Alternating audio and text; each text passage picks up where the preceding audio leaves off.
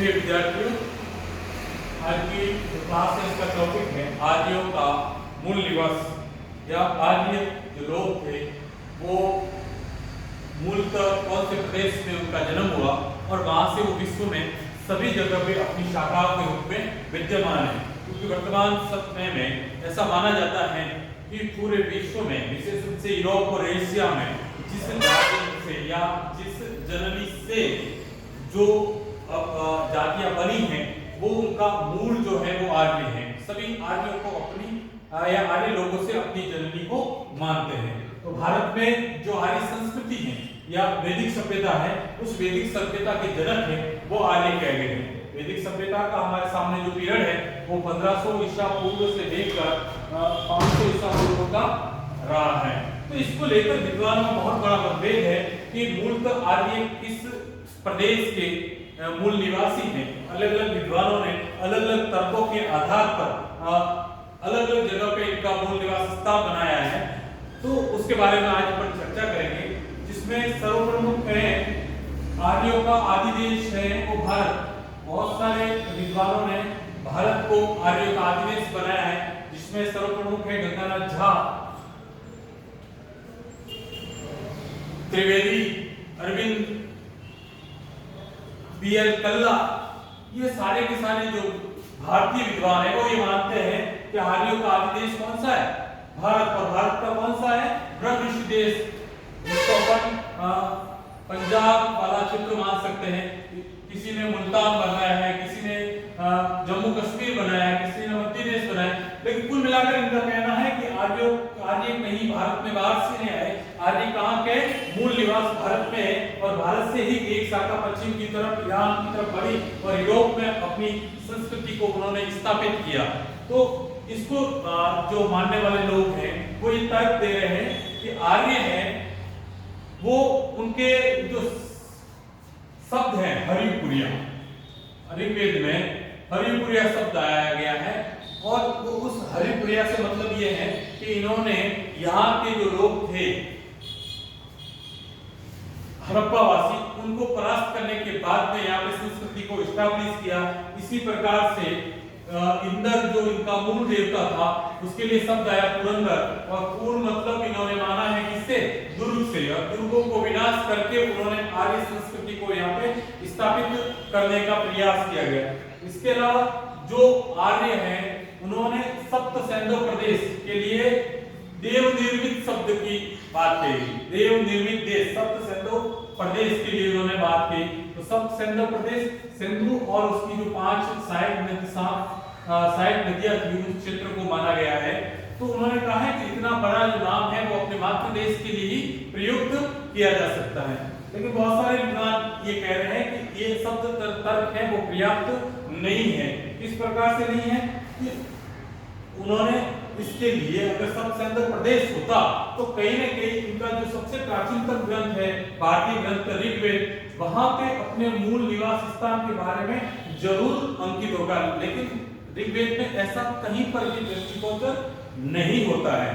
दूसरा जो ये भाषा के आधार पे कहते हैं कि इनकी भाषा है जो सिंधु के आसपास की क्षेत्र है या बलूचिस्तान की जो भाषा है वो और वैदिक संस्कृत है उसमें बहुत समानता है। लेकिन सिर्फ भाषा में शब्दों की समानता के आधार पर किसी भी जाति का मूल निवास स्थान तय नहीं किया जा सकता है, क्योंकि भाषाओं में शब्दों का मेलजोल जो है एक प्रकार से स्वभाव रहा है कि हर भाषा दूसरी भाषा के शब्दों को अपने साथ में जोड़ लेती है।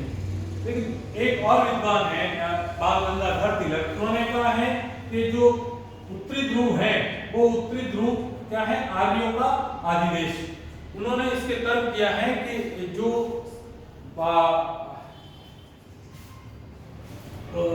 6 महीने की रात यानी वहां पे जो ईरानी मूल ग्रंथ है यानी कि आर्यों की जो पश्चिमी शाखा है उसका जो मूल ग्रंथ है जेद अवस्था, जिस प्रकार से अपने यहाँ ऋग्वेद है उसी प्रकार से इसका महत्व वहां यहाँ पर है। प्राचीनतम आर्यों के जो ग्रंथ है उसमें से उसमें दीर्घकालीन उषा और दीर्घकालीन रात की बात नहीं है। तो उन्होंने इस तरह के आधार पर छोड़ा है कि ये दीर्घकालीन उषा और रात्रि या दिशा ये ध्रुवों पर ही भौगोलिक घटनाक्रम है।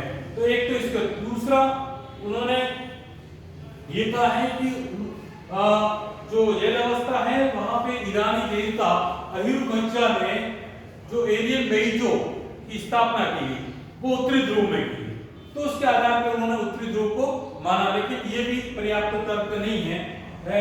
कुछ विद्वान हैं वो यूरोप को मानते हैं आदिदेश, जिसमें पेंटा और हट महोदय ये कह रहे हैं कि लिथुआनिया है वहां पर अभी तक जो आदि भाषा के रूप में आर्य जो प्राचीनतम संस्कृत है ऐसा जो भाषा है वो है, और वहां के लोगों को उन्होंने कहा है कि किसी न किसी प्रकार से ये जो लिथुआनिया है वो आर्यों का मूल निवास स्थान है। इसी प्रकार से डायल महोदय ये कहते हैं कि आर्यों का मूल निवास स्थान कौन सा है, हेनरी। उन्होंने भाषा विज्ञान और वनस्पति जगत के अध्ययन के बाद निष्कर्ष निकाला है कि जिस प्रकार की वनस्पतियों का प्रयोग जैव अवस्था और ऋग्वेद में मिलता है, ऐसी की ऐसी वनस्पतियों का जो उल्लेख है वो हंगरी क्षेत्र में पाया जाता है। तो उसके आधार पर उन्होंने कहा है कि आर्यों का मूल निवास स्थान कौन सा है, हंगरी। कुछ विद्वान हैं वो ये मानते हैं कि आर्यों का मूल निवास स्थान जर्मन प्रदेश है।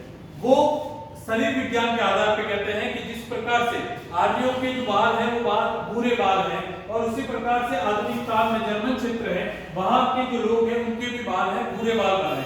दूसरा, जर्मन प्रदेश स्कैंडिनेविया वो कभी भी किसी भी देश के अधीन नहीं रहा, और आर्य स्वाभाविक रूप से स्वतंत्रता प्रिय जाति थी। तो उन आधारों पे उन्होंने ये कहा है कि ये यूरोप आर्यों का आदिदेश हो सकता है। लेकिन बहुत सारे विद्वानों ने इसका खंडन किया कि सिर्फ शरीर विज्ञान में के आधार पर ही किसी प्रदेश के मूल निवास स्थान तय नहीं कर सकते हैं।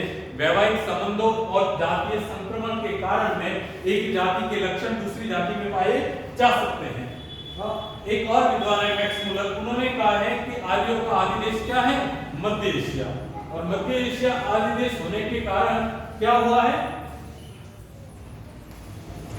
वो जो भाषा है एशिया माइनर में जिस प्रकार से एक लेख मिला, उस लेख में दो जातियों के मध्य संघर्ष होता है, और संघर्ष के जो गवाह के रूप में जिन देवताओं का उल्लेख किया गया अश्विनी कुमार के लिए मित्र, ये सारे के सारे ये देवता और भारतीय जो आर्य हैं उन देवताओं में बहुत बड़ी क्या है, समानता है। इसी प्रकार से बहुत सारी ऐसी वस्तुएं थी उनमें भी समानता अपने को दृष्टिगोचर मिलती है।